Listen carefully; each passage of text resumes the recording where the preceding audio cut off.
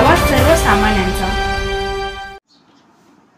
नाशिक सर्वसामान्यांना वेठीस धरून माजवत होता दहशत। मग काय, गंगापूर पोलिसांनी आवडल्या आरोपीच्या मुसक्या।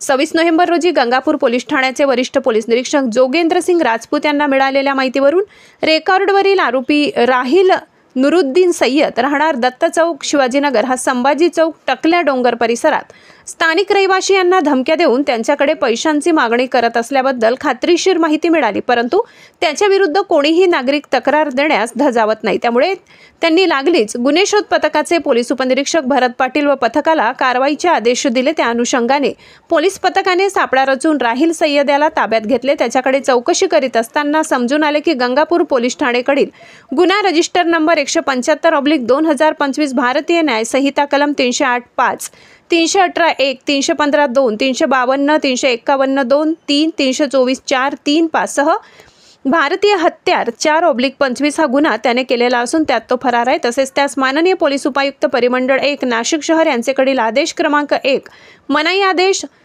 641/5025/2025 दिनांक 20 सप्टेंबर 2025 अन्वये नवरात्र उत्सव सुरू असल्याने नाशिक शहर परिसरातून आरोपी राहिल नुरुद्दीन सय्यद याच्या विरुद्ध गंगापूर पोलीस ठाणे गुन्हे रजिस्टर नंबर 229/2025 महाराष्ट्र पोलीस कायदा कलम 142 प्रमाणे गुन्हा दाखल करण्यात आलेला असून नमोद आरोपीतास गंगापूर पोलीस ठाणेकडील गुन्हे रजिस्टर नंबर 163/2025 मध्ये अटक करण्यात आली आहे।